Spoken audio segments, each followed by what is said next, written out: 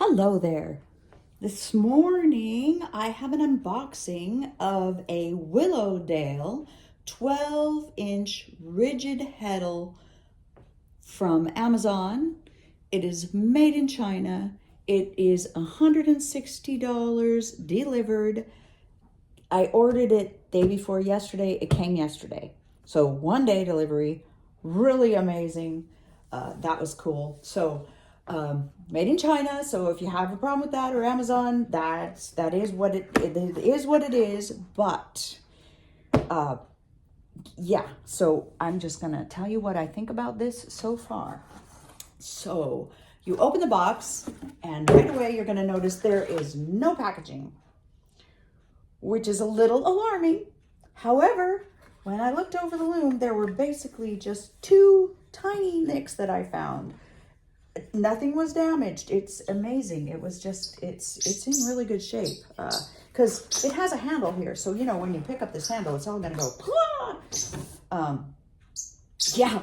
But yet, it arrived in pretty good shape. So that's a good sign for the hardiness of the loom right there. And this loom, for $160, it's kind of amazing. It's softwood, so that's going to be one of the reasons why they can even sell this for less money. It does not say on the Amazon description what kind of wood it is. It just says wood. I guess that's so they can get whatever's cheapest and do it that way. I don't know. I have no idea. But so it is going to be softwood. It's going to mean that, well, it's softer, right? So it might ding a little easier. It might loosen a little easier. But then again, it may never do any of those things. So I would not call that a deal breaker at all, especially for the price. It's kind of incredible. Comes with a warping peg, two shuttles, only small shuttles, so they don't go all the way across. So if you're doing a full width warp, they're not going to fit. But these shuttles, they're really nicely finished. But being softwood, they will splinter with your, and this one has a little ding in it. So, but other than that, just everything's lovely finished. And they do a little extra thing where they bevel the edges, which I personally like to do on my shuttles if I remember to all my shuttles if I can. So it comes that way, and they certainly don't have to do that extra step. Nice step. You will want to finish these with like a polyacrylic to get the best longevity out of them. If you don't, they are very likely to catch on your yarn and splinter and be frustrating. I use softwoods. I use softwoods for my shuttles all the time. I like how light they are. I make them out of rulers and things, so they're really economical. So if you just finish these with poly, sand them up first. They really don't need much sanding, but if you just give them a touch, because there's a couple tiny, because they're the shuttles, you're going to be wrapping your yarn on there. And then you finish them with poly. They'll give you years and years and years of service. They'll be just fine. I can almost guarantee it. And I've had mine last forever. Then you have one of these, which is super awesome because you can put your cones on here or you can put your balls on here for warping. And it has a hole in it so you can clamp it to the table, which nobody else gives you that. That's for sure. It comes with 3 heddles. Okay, $160, 3 heddles.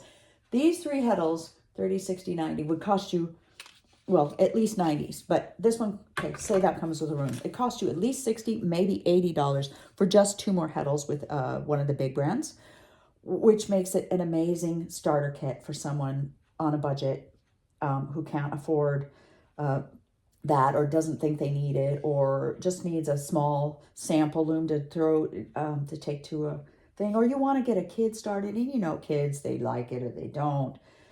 This is a really serviceable, totally usable loom. I think it would be great for that. It would be an awesome present if someone was interested in weaving. The heddles appear to be the most usable sizes, which I think this would be a 7.5 and 8 and 7.5 or 8, a 10 and a 12.5 or a 12. I haven't actually measured them, but that's what they appear to be. Good size Heddles, the most used sizes. They just come that way. Can you get others? I don't think so, but most people basically only use those sizes. And you can always double your threads, change up your counts, and that comes with a little bag, so you can put all your accoutrements in there. It's an interesting shape, but 3 Heddles will fit, I checked. And then you can throw, so you can keep your bits organized. It comes fully assembled except for the apron rods, which is amazing. It's amazing. It's all together. It also, so here's your clamps. It's got your clamps. And the clamps are exactly the same as Ashford. It's very Ashford-esque. I'm going to say it's appearing very knockoff-ish. But here's your clamps. It has places on the loom, so you can clamp it to the table. It also has feet, which are nice if you're going to put it against the table to weave. There's Oliver, leave it.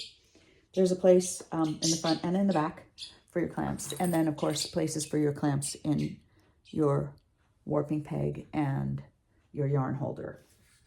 So then, this has a nifty feature. They included also, they made it into a warping board for you. So if you like to do indirect warping, you can lay out your warp on this thing. All the sticks are nicely finished. I can't believe that they include all this. It's just amazing, because I think, if I'm not mistaken, Ashford gives you this option on their new looms, but they don't include the pegs. So you have to buy the pegs extra, or get pegs and do them yourself, which is, this is so sweet, right? It's, what a setup. It just comes right with the loom, and it's all ready to go. So you can just open your box, order your loom. The next day you have your loom, and you can be weaving in 10 minutes because everything is here, as long as you already have yarn and scissors. It's just, I think it's really, really neat, because sometimes, gosh, it can just be a very long slog, saving up money for something, or not thinking you're ever going to be able to do it. This is super cool. So here's the thing. It's a little wonky, but that'll happen on any loom. It's not a deal breaker. It's not going to, if you clamp it to the table, it's not going to move, and you're going to not even notice it. So fine. And when you're sitting there with it on the table, it's fine. It's not going to wobble. So no big deal. It happens. Wood moves. It's not a thing. 2 warping hooks. Don't lose them. Don't lose them. A regular warping hook will work. I tried it. The big one, it comes with a big one and a small one. The big one will not work in the smallest Heddle. So that's why they give you 2. And they're pretty cool. These will catch in your yarn because they're sharp, but they are nice because they are a hook, but they're also a closed loop. So you won't be like having your warp slip out of your hook when you're doing it. You will probably catch it sometimes, and that's frustrating, but you do that on a regular hook too. So, but you can buy a regular hook and get that also, but these are included, so you don't have to. And they should work. They should be perfectly serviceable and kind of cool. Kind of cool that there's 2 of them also, and they've thought it all through, and they know that there's, that the smaller Heddle is needing one and everything, and they provided that. That was a pet peeve on the last inexpensive loom that I bought, and so that's covered in this one. Not an issue. They did assemble this loom backwards. All the pictures show the ratchets and the pawls on the right, and you can see right here, ratchets and the pawls are on this side. On my loom, they're on this side. Yeah, so in order to switch them, you have to take out at least 4, 5, 6 screws, which is okay. I'm going to have to decide if I want to do that. I probably will, because I'll probably disassemble the loom to finish it, which is, I don't know. I'm going to have to decide. I may try wipe on poly, and then I'll be able to tell you if you can do wipe on poly without disassembling the loom. Because I think you can, even with the plastic bits. I think if you do wipe on poly, you can do it even around the ratchets and the pawls and everything, and not have to disassemble the loom. It might be just something I need to experiment with, so I have information going forward, because I don't really want to take it apart. I like, you know, the screws are all seated, they're all firm in there, and then when you start taking them apart and putting it together, take them apart and put it together, just, it's just a recipe for disaster for me. I prefer not to mess with things like that. So anyway, it's awesome so far. They've included this. This is a good book. Good book. It'll take you all the way through it. It's completely thorough to get you started weaving. The language is a little bit funny here and there, but it just basically tells you everything you need to know to get started. This is on page 8. Wonderful little tidbit here to help you understand what's happening with your tension. Super cool. Nice to have. So they tell you how to put on your apron rods, and I'm going to do what they said, and then I'm going to tell you what I think I will do, because I don't think I'm a fan of their way, because I have to be different and stubborn and whatever, opinionated. So they said to pull it through and pull it through. Okay, so you even it up and it's a nice loop. If you're going to do this, I would recommend you do them all at the same time. So all this step and all the tying. But I'm not going to do it this way, so I'm not going to do them all. Oops. Okay, there's the hook. And then you're going to take this through, same direction, just like you're going in a line. Boom, ba-doom. Pull that through. Then you're going to come around over the top. Nope, sorry. Oh, I'm so sorry. Under the bottom. Separate them and tie them. Personally, I would do a weaver's thing. So you go around once and then you go around twice, just like you're going to tie your shoes, but do it twice and then tighten that down. I would get them all to this step and I would adjust them for levelness. And then they say to tie a bow, which to me is ridiculous. Sorry. Because then you have this bow right in the middle where you're trying to go around with your warp and you'll be catching, no, it's not going to work for me. So, but they say just tie a bow and then you can untie it and change it and all that. And that's fine and dandy, but I'm not going to do that. So I'm going to show you what I'm going to do. And you can do up your own mind to decide what you want. I'm going to take this book because it's handy, and you will have the same thing. And I'm going to fold this in half. I'm going to take it around the book. And I'm going to tie an overhand knot. So like that, like that. And I'm going to snug that right up to the book.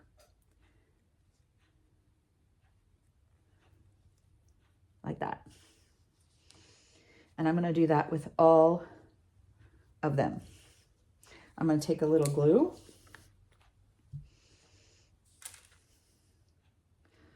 This is actually not glue. It's stop fraying, but it works the same. You can just do white glue. Just going to put it. I'm going to put it right up next to the knot there. I'm going to rub it in with my fingers because I can. Just rub it in there. So that is not going anywhere. Got my junky scissors. Don't do this with your good sewing scissors. I'm going to cut off so it's short like that. I'm going to do that with all of them. So they're all exactly the same length because you use this as a template. Oliver, that's enough. And then what I'm going to do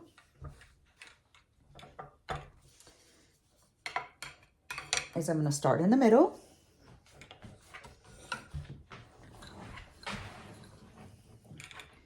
I'm going to pull it through. I'm going to loop it around just like I did before. Then I'm going to stick the knot through. And I'm going to go around the end like this. So there's 2 loops. And then I'm going to stick that knot right in the middle where that hole is, just like that. And I'm going to do that on all of them. And that's how I'm going to connect my strings. Okay? Anyway, so the Willowdale loom, 12 inches, and it's 12 inches if you conclude both sides, just like an Ashford, if you include both sides for a slot, it's 12 inches. You should be able to warp this loom full width without a problem because it sticks out enough that your warp is going to be able to move but not fall off into the abyss. It should be just an excellent loom for beginners. It's a screaming deal. I can't see any reason why it's something that wouldn't work perfectly. And I'm excited to continue on and decide whether I'm going to change this or not. I don't really want to take it apart, but I kind of am very used to having my ratchets and balls on the right. So that's the only complaint I have. It's pretty cool. It is interesting that they don't put any packing material, but you know, for 160 bucks with 3 Heddles, these are $30 or to $40 if you get them for the name brand looms, and they are, so that adds, their looms are closer to $200 in the first place. So that includes 1 Heddle, and then you add 2 more, and that's, you know, $60 or $80 more. So yeah, it's a pretty great deal. Now, yeah, it's a pretty great deal. It's a pretty great deal. Looks like a fully functional, really well finished, amazing bargain. So that's my thought. Have a great day.